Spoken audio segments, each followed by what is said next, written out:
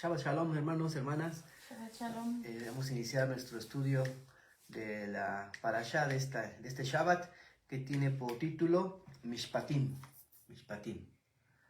que a su vez viene de la raíz Shafat, que quiere decir él defendió. ¿Sí? Mishpatim se puede encontrar en los primeros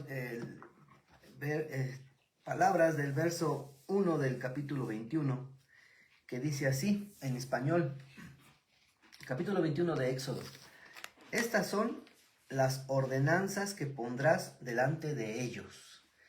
Aquí en español, aquí en mi versión Biblia de las Américas, dice ordenanzas. En algunas versiones dicen estas son las leyes, ¿verdad? Sí. Y pues vamos a ser específicos en cuanto a esta palabra, Mishpatim. Aquí lo traducen como leyes, como ordenanzas. Pero en específico, Mishpatim es como lo comentaba, es un procedimiento para la defensa del derecho. En materia de derecho encontramos a leyes sustantivas y leyes adjetivas. Leyes en las que se encuentran los derechos en sí mismos, como por ejemplo, por decir, la Constitución. Ahí encontramos los derechos que tenemos los gobernados, los ciudadanos. Pero para que esos derechos se hagan efectivos, se necesitan de leyes secundarias o de leyes procedimentales. Más o menos con este ejemplo podría comentarles que esos serían los mishpatim, las leyes procedimentales para la defensa de un derecho, de quien sea, para saber de quién tiene la razón, para saber qué es en lo que pide, en lo que exige, ¿sí? Y esencialmente un mishpatim se enfoca en que la norma sea más eficiente, ¿sí? El concepto de eficiencia. Antes de entrar en estos capítulos, son los capítulos 21, 22, 23, 24 hasta el 18, hasta el 24 versículo 18. Eso es lo que abarca toda la parasha. Y son muchos mishpatim, muchas ordenanzas, muchos procedimientos que tienen que ver con esto, con cómo llevar a cabo el reglamentar, regular, normar la conducta en las personas, y vamos a ver hacia qué tipo de personas se dirigían. Pero el punto primordial es que estos mishpatim van enfocados a que la norma sea más eficiente. Y vamos a ver la diferencia entre lo que es eficaz y eficiencia. Ser eficaz se entiende como lo que se logra hacer, ¿sí? Ser eficaz es lo que se logra hacer. Y eficiencia es que se haga, pero sin desperdicio. O sea, lo mejor posible. Un ejemplo, por ejemplo, eficaz. Un bebé que apenas está aprendiendo a comer, le pone uno la papilla y pues sí logra el bebé a empezar a comer, aprender a empezar a comer.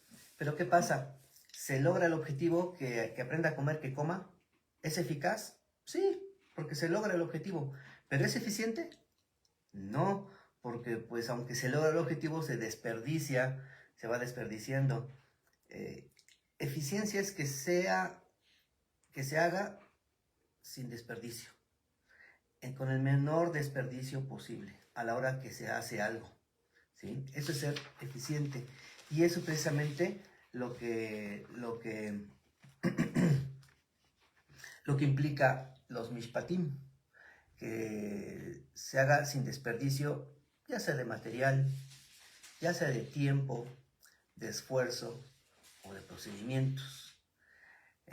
Una de los males de las normas judiciales, del sistema judicial, es la pérdida del tiempo, el desgaste en los procedimientos. ¿Por qué? Porque a veces los procedimientos son muy tediosos, muy complicados, y eso hace que haya ese desperdicio, ese desgaste judicial. El Eterno, con estos mishpatim, quiere que se evite el desperdicio de tiempo y enfoca el bienestar, como podemos decir muy coloquialmente. Con esos mishpatim uno va a la segura, ¿sí? No hay pierde, porque son eficaces, eficientes, más bien dicho, eficientes estos procedimientos, estas normas de procedimiento, enfocados al bienestar, en ir a lo que se está escrito por el Eterno, para no llevar a situaciones que se incurra en el desperdicio de tiempo, de personas, de razonamiento, ¿sí? Una esencia de los mishpatim, vamos a ver, antes de empezar a leer lo que nos dice en Éxodo 21, vamos a analizar lo que nos dice el Salmo 19, versículo 10. ¿Qué nos dice el Salmo 19, versículo 10 en su segunda parte?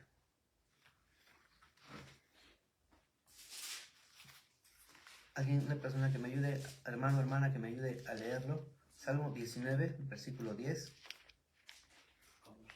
Deseables son más que el oro, y más que mucho oro afinado, y dulces más que miel, y que la que destila del panal. 19, 10. Es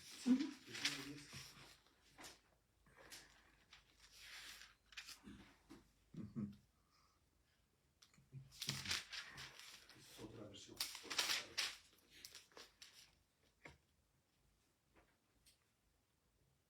Perdón, un verso antes, 9, es que estamos con el verso hebreo. El temor del Eterno es limpio. Así está. El temor del Eterno es limpio, que permanece para siempre. Los juicios del Eterno son verdad, todos justos. Ahí se traduce juicios del Eterno. Sí. Pero la palabra que está ahí es mishpetei. Mishpetei Hashem Emet. Los procedimientos de Hashem, del Eterno, Emet, son verdad. Sadeku Yadab. Todos justos. ¿Sí? Dice, los procedimientos de Hashem son verdad. Y eso está unido, esos procedimientos, dice, son verdad. Y verdad en hebreo es Emet. Y Emet tiene que ver con la raíz emuná, que deriva infidelidad. ¿Y quién el Eterno mismo dijo, ¿no? Yeshua dijo así: yo soy el camino, la verdad y la vida, ¿sí? Quiero que consultemos ahora Romanos 2:20.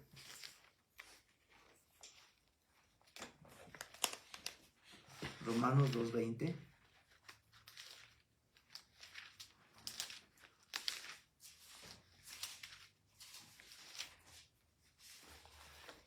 Mi hermana o hermano nos puede ayudar. Instructor de los indoctos, maestro de niños, que tienes en la ley la forma de la ciencia y de la verdad. En la Torah está la forma de la ciencia. Y nuevamente nos recalca aquí, y la verdad, ¿sí? Salmo 111, 7, 8 nos dice así, o a una hermana que no pueda leer.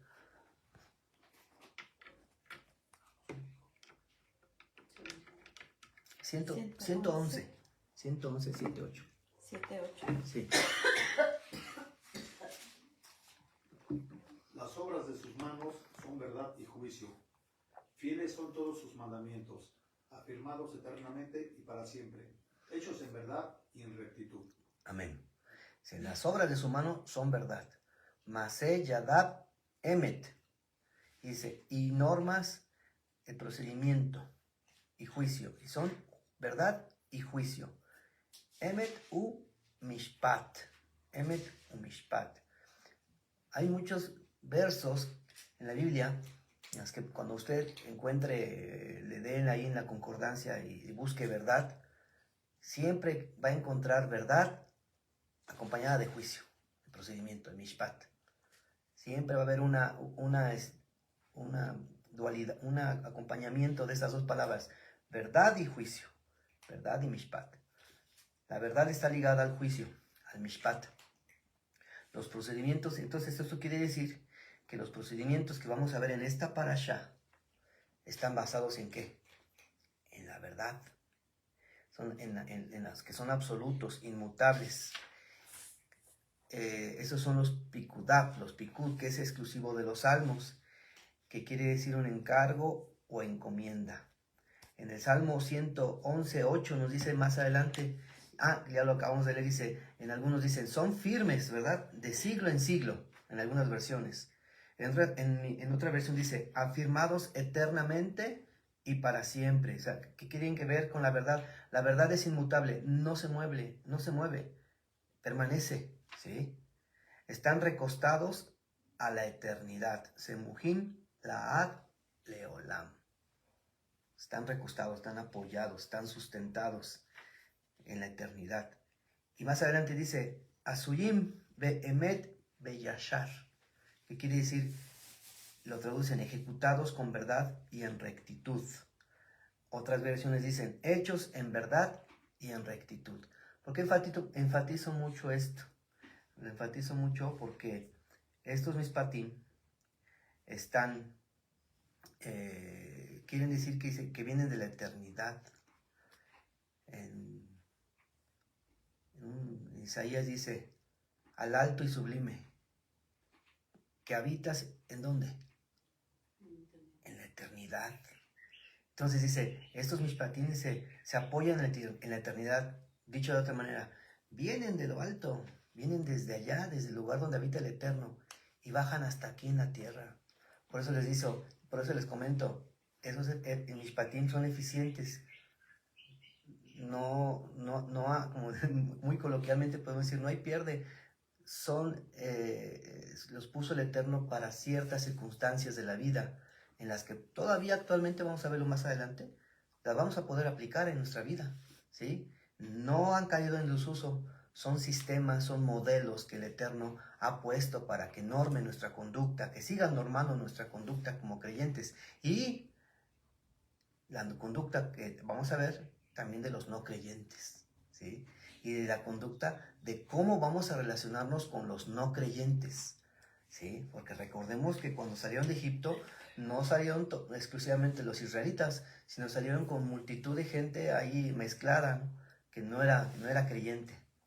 Cada vez que aplicamos un mishpat bíblico, es como si trajéramos un rayo de luz de la eternidad aquí en la tierra, y que implica hacer su voluntad, la voluntad de Dios. Y no se está improvisando de forma humana. Hay múltiples enmiendas a la Constitución, hay muchas reformas a las leyes, porque son humanas, incluso llega un momento en que llega a existir que la ley cae en desuso, ¿no? Viene a mi mente una ley del Seguro Social que decía que solamente se permitía el otorgamiento de una pensión de viudez a aquella persona que moría, y que la persona, la viuda, tenía que demostrar que era dependiente del esposo o del concubino. Y eso en la actualidad pues ya está en desuso, porque una mujer también ya es independiente, puede estar trabajando. E incluso decían, y para el marido, para demostrar que ese requisito de viudez, tenía que demostrar que era dependiente de la mujer. Entonces, son leyes que están, no son perfectas. Ya a lo largo del tiempo, cuando se creó la ley en 1950, ya ahorita en esos años, ya esta ley ya cae en desuso. Eso no sucede con los procedimientos, con las leyes procedimentales del Eterno. ¿Hace cuántos años, miles de años se promulgó estas leyes allá en el Sinaí? Y hoy vamos a ver que todavía tienen vigencia para normar nuestra conducta. Tienen escenarios, circunstancias, personajes. Estos mishpatim tienen escenarios, circunstancias, personajes. Cuentan los efectos y consecuencias para que al aplicarse no haya desperdicio. O sea, sean eficientes. Esto es lo que busca los mishpatim.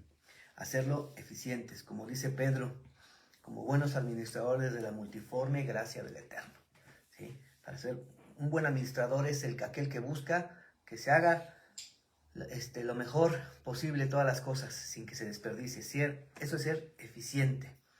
Porque cuando un juicio se aplica legítimamente basado en la verdad, permanece para siempre. Y si un juicio está bien hecho, con mishpatim, no habrán circunstancias en el futuro que se piense lo contrario. Si se aplica conforme está la palabra, va a permanecer, así está. Tengamos la confianza en que así va a ser. Vean en los juicios en los que se juzga humanamente, hay circunstancias en que a veces, podría decir así, el juez latina, o sea, sí latina el procedimiento, su criterio es correcto y aplica bien la ley, pero hay veces que se tiene que revertir la opinión o la sentencia del juez porque falló en algún procedimiento, alguna interpretación de la ley, y entonces esta tiene que ver, se tienen que revertir las sentencias. Pero eso no aplica aquí con los mishpatim. Recordemos, el mismo Eterno lo dijo: yo soy el camino, la verdad y la vida. Así dijo Yeshua, la verdad. Y la verdad es algo que es inmutable. Mishpat es un procedimiento que va a tender a defender el derecho, la justicia basada en la eficiencia, la cual termina relacionada con la verdad, que es inmutable, permanece en cualquier circunstancia. Por eso bien dice los salmos, Leolam, para siempre, ¿sí? Entonces vamos a ver, ya vimos lo que es un mishpatim, estos procedimientos, y a continuación nos dice el versículo 1 del capítulo 21 de Éxodo, dice así: estos son los mishpatim, los procedimientos, como ya los tuvimos, encaminados a defender el derecho, basados en la verdad, que vienen desde lo alto, para ser eficientes en cuanto a regular nuestra conducta. Estos son los mishpatim. Dice que pondrás delante de ellos. ¿Delante de ellos? ¿De ellos quién? ¿De ellos quién? Aquí hay un punto bien importante, aquí hay que enfatizar. En estos procedimientos se explican en los siguientes versos, del 1 por decir así, de las 3/4 partes de los procedimientos que se ven aquí en el capítulo 21, 22, 23, 24 de Éxodo, son mishpatim. Las 3/4 partes, ¿saben a quién van dirigidos? A los extranjeros. A los extranjeros. Y no son para israelitas, son para gentiles que estaban viviendo en Israel. Por eso a veces existe confusión cuando uno lo lee y dice: ¿esto qué tiene que ver y cómo? Vamos a ver ahorita, por ejemplo, más adelante, que puede haber incluso una aparente contradicción, ¿no? Porque hay una parte en la que el Mishpatim que dice: al hombre que tenga otra mujer, a la otra mujer se le deberá procurar tener vestido, alimento y deber conyugal. Y uno puede decir: oiga, pero pues si el Eterno dijo que solamente una mujer será una sola carne, ahí se están contradiciendo. No, porque ese Mishpatim está dirigido a gentil. Y los gentiles si eran polígamos, ¿no? Bueno, me estoy adelantando a este ejemplo, pero es bien importante que sepamos eso, que no tienen que ver con muchos de esos no tienen que ver con los israelitas, sino que manejan las conductas que necesariamente tenían que estar de las conductas de las necesarias, porque tenían que estar conviviendo con ese tipo de personas, con gentiles, y por eso es que era inevitable que llevaran a tener relaciones entre ellos, ¿no? Relacionarse tanto de forma sentimental, en el caso de se llegaban a casar entre gentil y hebreo, o incluso tener negocios entre gentil y hebreo. Bueno, había regulaciones para ver, se regulaban. Dios sabiamente expuso esas regulaciones para que exponer la forma en cómo debían de llevarse a cabo de forma eficiente, ¿sí? Antes de continuar, quiero destacar 4 tipos de prosélitos, 4 tipos de personajes, de los que vamos a ver en que van a ser los sujetos de la norma, ¿sí? El primero era el conocido como el Ger Toshav. El segundo, el Ger Sahir. El tercero, primero y segundo, son personajes que sí se encuentran especificados en la Biblia. Y ya los otros son personajes que posteriormente, en la época del Segundo Templo, se empezaron a definir. Entonces tenemos los primeros dos, son los relacionados con bíblicos, que sí están en la Biblia. Los otros derivan de las relaciones que existieron en la época del Segundo Templo. Ger Toshav, ¿sí? El Ger Sahir, el Ger Hashahar y el Ger Sedek, ¿sí? El Ger Toshav, vamos a encontrar lo que nos dice Éxodo 12:45. Ahí los encontramos al Ger Toshav y al Ger Sahir. Éxodo 12:45.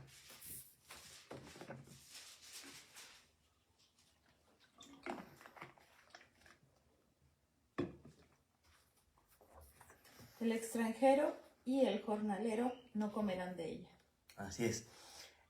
Toshav be Sahir, refiriéndose a las normas de Pesaj, ¿sí? Aquel que el extranjero, aquí encontramos en México varios extranjeros, pero a esas personas se les reconoce o allá en Estados Unidos como residentes, ¿verdad? Que tienen la green card y todavía no son ciudadanos, pero son residentes, ¿no? Permanentes, residentes permanentes, que se encuentran ahí, aunque no son por decir así, naturales ahí del lugar. Son extranjeros, son visitas, se encuentran de visita, ¿no? Y también está aquel que va con visa de trabajo, el jornalero, el que va específicamente a trabajar, el que va a trabajar el Sahir, ¿no? Y que pues necesariamente también tenía que convivir ahí con los israelitas en el jornal, ahí tenía que estar ahí con ellos. El Ger Shahar es el de la puerta, se le conoce así, el de la puerta, que quiere decir el aprendiz, el estudiante, ¿sí? Ese es el Ger Shahar. Y por último está el Ger Sedek, ¿sí? Y ¿quién creen qué tipo de estatus tenía Esta persona ya era un convertido, era un naturalizado. Legalmente, a las personas que adquieren la ciudadanía de otro país se llaman naturalizados. A las personas, a las empresas que el gobierno las llega a expropiar, se les llama, se nacionalizan, ¿no? Entonces, es incorrecto decir que una persona, yo me nacionalicé estadounidense. No, yo me naturalicé estadounidense. Se nacionaliza la banca, se nacionaliza el petróleo, las empresas se nacionalizan. A las personas se les considera naturalizados, convertidos. ¿Y estos quiénes son? Aquellos que han estudiado, incluso podemos decir que están aquí, el Ger Shahar, está todavía como que en vías de ser que está estudiando, que es aprendiz, está en vías de convertirse en esta persona, en este estatus de Sedek, aquel que ya ha dado un sacrificio, que se ha comprometido, aquel que ya hizo una inmersión, hizo Teshuvah, y al final, aquel que se circuncida. Son 4 puntos. El que estudia, el que sacrifica, el que hace sacrificio, el que hace inmersión y el que se circuncida, ella es considerado un Ger HaSedek, un convertido, un naturalizado, ¿sí?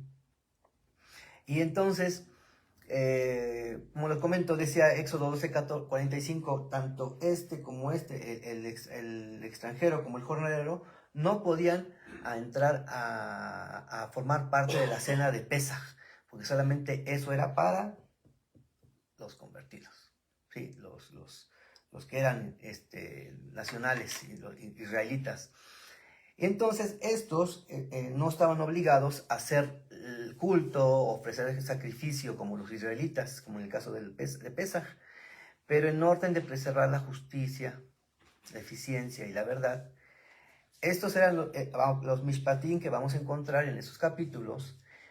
Eran los que se les iban a imponer a esas personas, a estas dos personas, en aras de respetar las normas de convivencia con los israelitas, como una condicionante para estar en medio del pueblo de Israel. Porque estas normas eran, cuando va a estar aquí con nosotros, bueno, vas a tener que observar estas normas al gentil, ¿sí?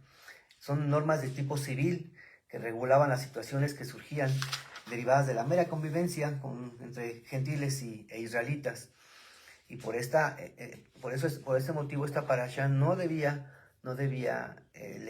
leerse de forma plana, es decir, sin hacer distingos de esos procedimientos entre israelitas y gentiles, ¿no? Por eso en algunas partes nos parece extraño, me adelantaba hace ratito, nos parece extraño cómo es que, bueno, vamos a ver lo que nos dice en esta parte, dice,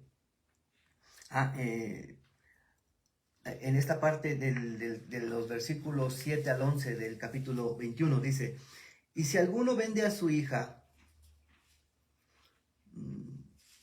vamos desde el versículo 2, si compras un siervo hebreo, ya se está entendiendo que un gentil, si compra un siervo hebreo, te servirá 6 años, pero al 7º saldrá libre sin pagar nada. Si entró solo, saldrá solo. Si tenía mujer, entonces su mujer saldrá con él.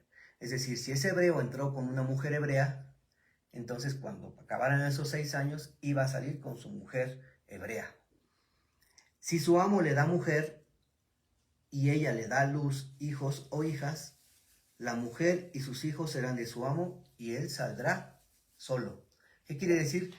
Dice, el amo, se entiende que es gentil, le da una mujer, y también aquí se entiende que es gentil la mujer. Entonces se unen en un yugo desigual. El hebreo tiene una mujer gentil, y a su vez pues llega a tener hijos, pero cuando acaba ese periodo de esclavitud, de siervo, de servidumbre, de esclavitud, dice que la mujer se va a quedar con el amo, porque se entiende que es gentil, y sus hijos también son gentiles, y porque sus hijos, tanto su mujer como sus hijos, se criaron conforme a las normas del amo, porque fueron gentiles. Entonces ahí dice que cuando ya acabes, se tiene que ir sin la mujer, ¿no? Entonces su amo pero si el siervo insiste, amo a mi señor, a mi mujer y a mis hijos, no saldré libre. Entonces su amo lo traerá a Dios. Acá dice, acá se traduce en español a Dios, pero en hebreo dice, lo traerá a Elohim. Y Elohim no debe entenderse, depende del contexto en cómo se vaya a leer. Elohim, cuando encontramos esta palabra en la creación, Elohim, se entiende que es un Dios creador. Pero acá, como encontramos Elohim en un contexto que habla acerca de leyes y procedimientos, Elohim, ¿cómo lo debemos entender? Como un juez. Entonces, cuando lo traerá al juez, no a Dios, lo traerá al juez, ¿no? Y lo traerá a las puertas o al quicial. Anteriormente, ¿se acuerdan? No sé, en el caso de Ruth, decía que cuando vos puede haber lo de cómo iba a ser lo de la redención del pariente, como el pariente redentor, dice que fueron a las puertas de la ciudad, ¿no? Acá dice, lo va a traer a la puerta. Las puertas de la ciudad eran lo que costumbremente se conocía como los juzgados. Ahí se juzgaban las situaciones, y ahí se juntaban los ancianos, y ahí llevaban a cabo los juicios. Dice, lo va a traer a la puerta, y dice, o al quicial, y su amo le horadará la oreja con una lesna, y él le servirá para siempre. Y si alguno vende a su hija por sierva, ella no saldrá libre como salen los siervos. Si ella no agrada a su amo que la había destinado para sí, permitirá que sea redimida, pero no podrá venderla a un pueblo extranjero por haberla tratado con engaño. Luego, si la desestima para su hijo, la tratará conforme a la costumbre de las hijas, conforme al mishpat, ahí dice, ahí traducen costumbre, pero es mishpat. Si toma para sí otra mujer, ahí volvemos a ver lo en el supuesto acá dice, si toma para sí otra mujer, pero aquí no se entiende que es que es un siervo hebreo, no, aquí se entiende que es una persona gentil, que toma a otra mujer y se no disminuirá a la primera su alimento, ni su ropa, ni sus derechos conyugales. Se entiende aquí que se están regulando o se está protegiendo, incluso, fíjense, entre gentiles se está regulando el derecho de la mujer gentil, ¿sí? Entonces aquí también está el Eterno regulando aquí la conducta para las personas gentiles. Por eso son procedimientos que no eran para israelitas, eran para gentiles. Aquí debe entenderse, así debe entenderse de los versículos desde el 1 hasta el 27, ¿sí? ¿Qué nos dice esto? ¿Qué no podemos encontrar en esto? Hasta el 27, versículo 27. Que un principio que va a regular que no debemos unirnos en yugo desigual con no creyentes, tanto en cuestión afectiva, como marido y mujer, como también en todas las esferas de la vida, para no endeudarse, no llevar a cabo negocios. Incluso vamos adelante más, hay una ley que dice, entre ustedes israelitas, no se cobren intereses, no hagan usura entre ustedes. Pueden hacer usura entre los gentiles, pero entre ustedes no se hagan usura. Si se prestan, no se cobren intereses. ¿Sí? Es una ley. Y yo creo que debes, así entre hermanos, entre creyentes, yo creo que eso sí se debe aplicar. Si un hermano creyente le presta a otra persona, no le debe cobrar intereses. No le debe cobrar intereses porque somos creyentes. Se entiende que estamos bajo la voluntad del Eterno y se hace de buena fe, ¿no? No debemos de ser como aquellos que llevan a cabo actos con los gentiles, con los no creyentes. Y por eso dice, en la medida de lo posible, no hagas tratos con ellos. Bueno, si ya se hacen tratos con ellos, bueno, aquí están estas leyes que van a regular y van a defender ese derecho de forma eficiente. Más adelante, esos son, como lo comento, son situaciones que regulan la vida entre los vecinos, entre israelitas, con sus vecinos, con los gentiles. Posteriormente, de los versículos 28 en adelante, para acabar este capítulo, se plantean casos y situaciones de esa época que es muy chistoso, que giran alrededor de un toro, ¿sí? Que si el toro cornea, que si el toro hace esto, que si el toro se cae en un hoyo, que si el toro hace esto, y para todo el toro, ¿no? Y si causa pérdidas, incluso si se muere el toro, tienen que pagar por el toro y todo eso. Eso es un principio que podríamos decir, bueno, pues ya ahorita quien en su vida tiene un toro, ¿no? Bueno, solamente los que se viven en el campo, ¿no? Y pues solamente para ellos podría ser este tipo de leyes. No, puede aplicar todavía, incluso, no puede, sino aplica también incluso para nosotros, para nuestra vida, ¿no? Una de los principios que debemos tener bien claro en las leyes, ordenanzas, mishpatim, como se llamen, de la Torah, mandamientos, mitzvot, hukim, uno de los aspectos que debemos tener bien claro es que regulan tanto los aspectos más simples de la vida como los aspectos más trascendentales de la vida. Regulan todos los aspectos. No debemos de solamente decir, solamente que cuando me case algo muy importante en mi vida, pues vamos a buscar qué mandamientos aplican. No, aplican hasta cuando lo más simple que podamos hacer, hasta para comer, hasta para salir de viaje. ¿Qué quiere decir esto? Que en toda nuestra vida tenemos que estar pendientes en guardar la voluntad del Eterno a través de sus mandatos. Uno de esos mandatos encontramos aquí en los procedimientos, es que específicamente en esto del toro, si tú tienes algo fuerte que puede causar perjuicio a una persona, estás obligado a contar con un presupuesto que cubra los daños, porque si ese algo llega a ocasionar un daño, ¿sí? ¿Qué es ese algo, por decir así? Una persona que tiene un puesto en la calle, que tiene un tanque de gas.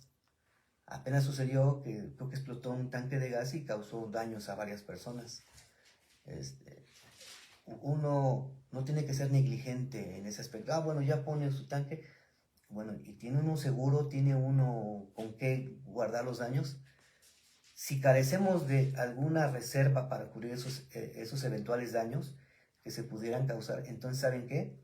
Desháganse de ese algo, de ese toro. Aquí el punto primordial está en la responsabilidad, bueno, hoy se llama la responsabilidad civil. Ese es el trasfondo en lo que se encuentran aquí este tipo de leyes, la responsabilidad civil, ¿no? ¿Cuántos tenemos nosotros un vehículo y cuántos sí lo tenemos asegurado, ¿sí? Y cuántos dicen, no lo aseguro ya y a ver qué pase? Y cuántos llegamos a chocar, Dios no lo quiera, Dios no lo permita, hay seguros en los cuales hay daños a terceros, ¿no? Incluso también se cubren tanto los daños y como la hospitalización de las personas que llegan a sufrir el accidente, incluso también asesoría legal. Todo eso es una forma de prever esos daños, de lo que ese toro pueda hacer, ¿no? Esas son reglas generales que no han caído en desuso y que siguen regulando la forma en cómo uno debe prevenir situaciones riesgosas, previniendo daños o en su caso resarciendo mediante la indemnización. Pero como lo comento siempre, bajo el marco de la responsabilidad civil frente a terceros. Eso lo que entendemos hoy actualmente en las leyes. Pero fíjense, eso ya estaba regulado acá. Ya lo estaba regulado en la ley y estaba regulado de forma eficiente, ¿sí? Y decía, eficiente, y muchos llegamos más adelante, aquí está también el trasfondo de lo que muchos conocemos como la ley del talión. En esos versículos también encontramos la ley del talión. Si pasa esa situación, ese daño, porque hay situaciones de daño, de robo, de pérdida, bueno, en esas ocasiones daño físico, dice ojo por ojo, diente por diente, ¿verdad? Esto no debe entenderse que debe pagarse órgano por órgano, como recompensa, ¿sí? Incluso vean lo que nos dice Éxodo 21:34, dice, el dueño del pozo hará restitución. Bueno, si el toro se cae, dice, si alguno destapa un pozo o cava un pozo y no lo cubre, responsabilidad civil, y no lo cubre ese pozo, y cae en él un buey o un asno, el dueño del pozo hará restitución, dará dinero a su dueño y el animal muerto será suyo. O sea, aquí no es cuestión de que, bueno, destapaste el hoyo, se murió mi animal, ahora entonces te voy a matar a mi animal. No debe entenderse la ley del talión como una ley de venganza, sino como una ley de restitución, de indemnización, de responder por la responsabilidad de bueno, en este caso de nuestros bienes, de lo que está sujeto a nuestra responsabilidad, ¿sí? No importa, esto también debemos entenderlo bajo el hecho de que no debemos entenderlo, como por ejemplo, las personas que tienen su empresa, dicen, ese es su toro, su empresa, ¿no? Ese es su toro. Y esa empresa diga, pues yo puedo contaminar, ¿no?, lo que yo quiera. Y al fin y al cabo yo pago. No, se trata de evitar que contamines, ¿no? En aras de que yo tengo dinero, yo tengo poder, pues lo hago. Y no me importa el daño que pueda causar. Eso no debe entenderse, ese tipo de normas así. Está encaminado a hacerse responsable, ¿no? Y sobre todo a evitar los riesgos que pudieran llegarse a causar, ¿sí? Y es que no significa pagar, significa pagar con dinero el valor del miembro dañado, ¿no? Según la disminución. Esta ley, lejos de, algunas decían, es que es una ley antiquísima, es una ley ya bárbara, ¿cómo le van a quitar el ojo por el otro ojo? No, al contrario, era una ley súper adelantadísima para la época. ¿Por qué? Porque, como les comento, no iba en función de quitarle un órgano por otro órgano, sino iba en función de resarcir el daño mediante dinero, lo que hoy conocemos como la tasación del daño, la graduación, la proporcionalidad del daño, por decir así. Actualmente hay leyes que regulan los accidentes laborales y dice, si el obrero, hay una tabla en la Ley Federal del Trabajo, hay una tabla que habla acerca de los accidentes de trabajo y dependiendo del daño en el organismo de la persona afectada, va a ser el porcentaje. Y no es lo mismo, porque quiero acá destacarlo, no es lo mismo que el obrero pierda un meñique a que pierda el dedo pulgar. ¿Por qué? Porque con el meñique pues no tiene el suficiente apoyo. En cambio, con el pulgar, pues pierde la habilidad para hacer sus actividades, ¿sí? Entonces, el meñique está valuado, por decirse, en un 2%, esos dos dedos en un 10%, pero estos dedos, el dedo que hace la pinza, derivado a la función que tiene la mano, y cuando la pierde, están valorados en 40%. No es lo mismo valorar un ojo que un oído, o que una mano, que una pierna, están diferentemente evaluados. Hoy ya lo conocemos, ¿no? Ya hay adelantos de la ciencia, ya se evalúan en porcentajes, pero en ese entonces no.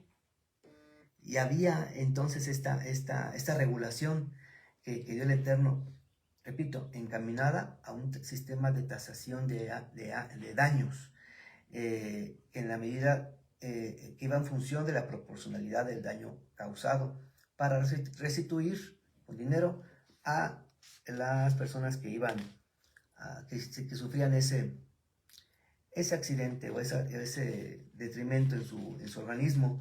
Porque hagamos la pregunta, ¿qué nos va a servir más a ti como agraviado? ¿Que a otra persona también se le quite el ojo o se le quite la pierna? No. Pero en cambio, si a otra persona se indemniza o se le da una forma para que pueda ella poder sobrevivir o subsistir a través de los recursos económicos para ello, eso es lo más, a través de una compensación o indemnización legal, eso es lo conveniente, ¿verdad? No es una ley de venganza, ¿no? A continuación, los capítulos 22, del 1 al 8, nos habla acerca de los préstamos, los daños.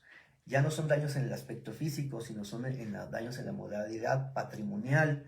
Y también, como les comento, van acerca también, si va con respecto a versículos hasta el 15, cuando alguien le deja a una persona que le guarde algo, o que incluso puede llegar a incurrir en fraudes, bueno, ya son daños patrimoniales.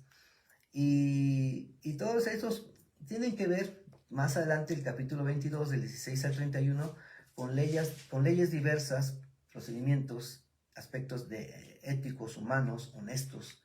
Y ahorita, por razón del tiempo, son varios situaciones en las que se dan.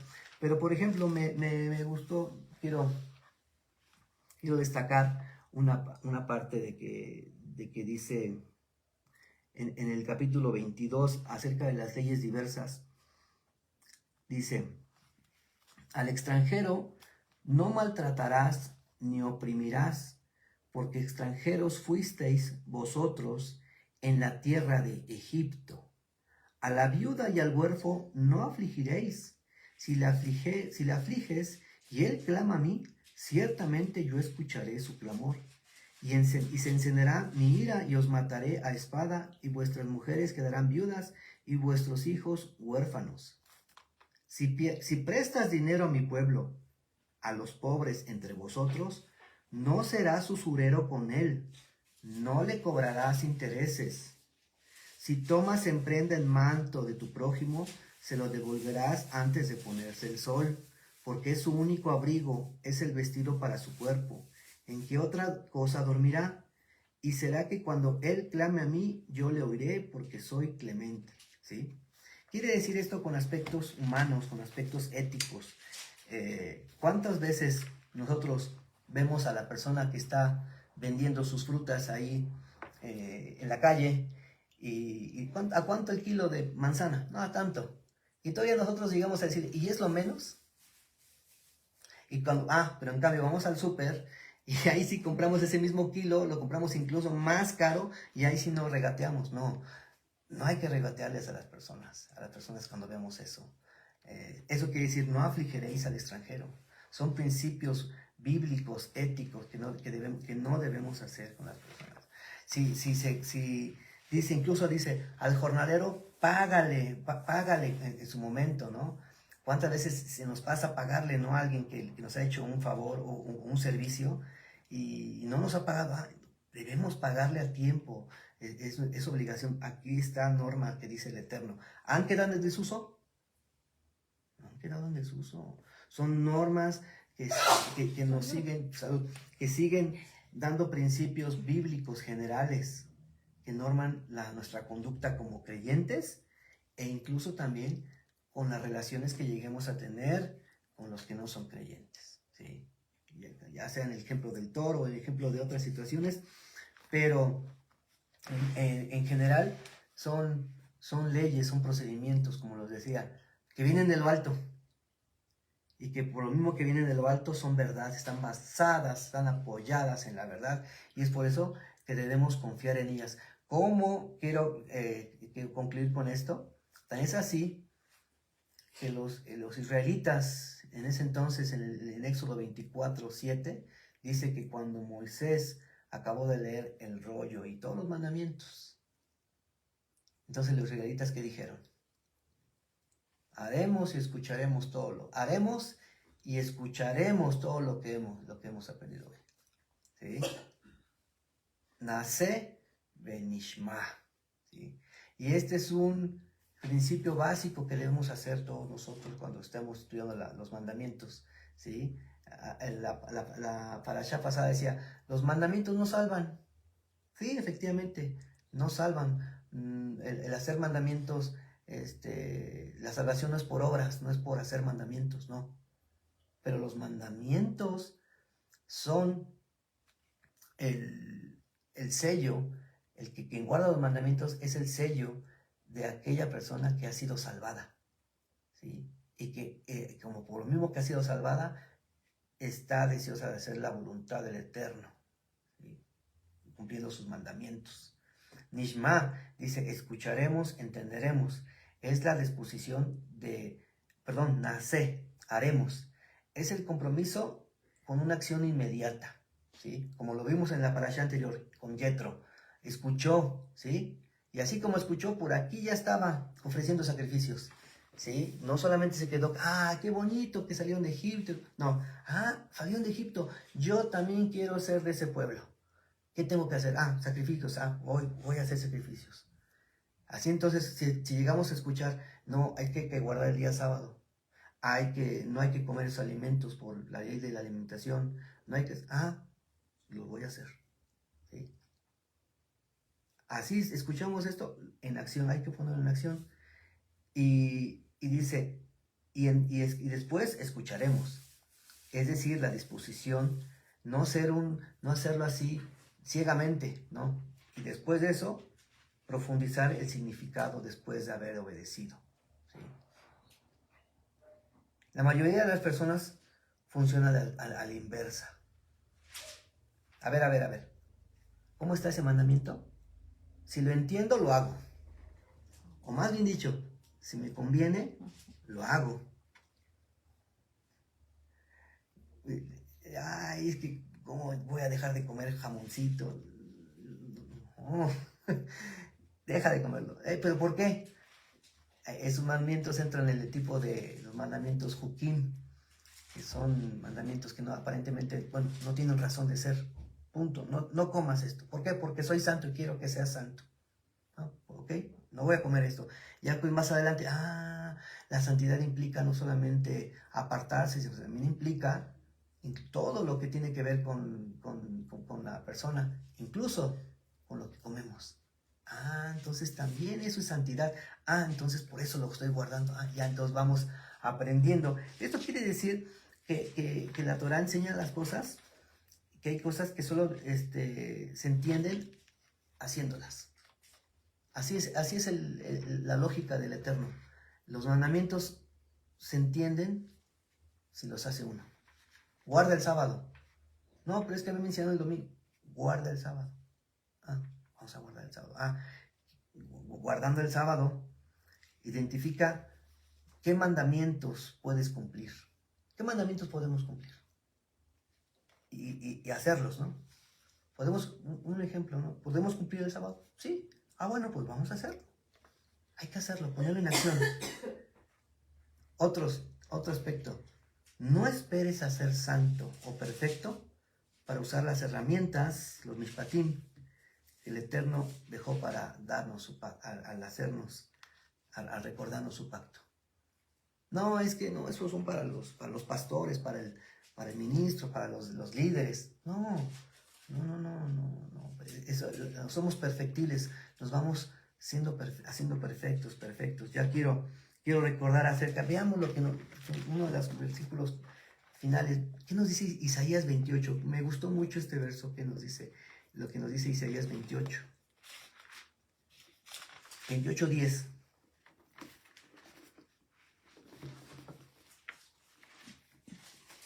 Porque mandamiento tras mandamiento, mandato sobre mandato, renglón tras renglón, línea sobre línea, un poquito allí, otro poquito allá.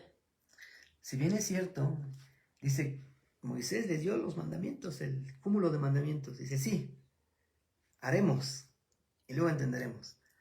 No de la noche a la mañana, sí, lo aceptaron completo, pero fue un paso gradual, conforme iban haciéndolos, en esa tónica, conforme lo iban haciendo y también entendiendo, ¿sí? Pero haciendo y entendiendo. Es lo que nos dice Isaías, ir a hacer paso a paso, tener un crecimiento gradual, ¿sí? Un crecimiento gradual sobre los mandamientos. ¿Qué podemos hacer de mandamientos? ¿Y qué puedo empezar a cumplir? Y finalmente, hermanos, recordemos lo que nos dice el Evangelio. Porque dice, la fe sin obras, la fidelidad sin obras, está muerta. De nada nos sirve decir, sí, yo ya acepté, yo soy salvo, sí, somos salvos. Y como lo comentaba hace ratito, no nos van a salvar las obras, no nos van a salvar. Pero si no hay esa exhibición de esa fidelidad por parte de nosotros, exhibir esa fidelidad, ¿cómo vamos a exhibirla? Pues guardando los mandamientos, ¿sí? Poniendo por obra sus mandamientos. Y dice, porque yo los he dado, dice, yo he hecho ustedes, dice, para que den mucho fruto, dice el Evangelio, para que den mucho fruto, ¿sí? Esa salvación que nos ha dado el Eterno, para dar fruto, ¿sí? Porque la emuná que no se practica termina por atrofiarse. La emuná viene de una palabra que también dice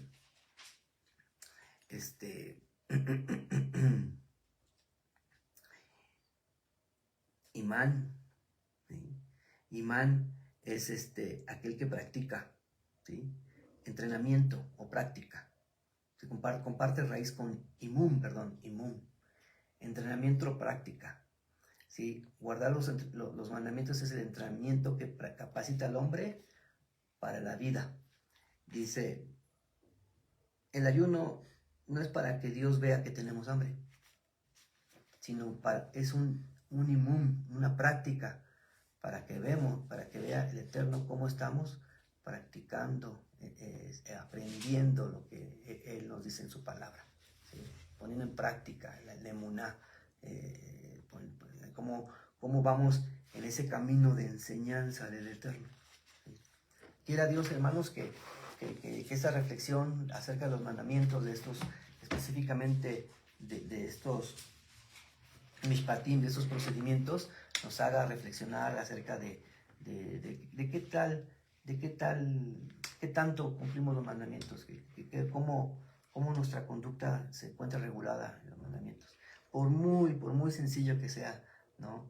Desde lo más sencillo de nuestra vida, tenemos que tener presente estos mandamientos en nuestra vida, tienen que estar regulados. Y quiera el Eterno que nos bendiga, que nos ayude a entender más esos mandamientos cada vez que los practicamos. ¿Sí? Dios bendiga su palabra, hermanos, y Shabbat Shalom. Shabbat Shalom.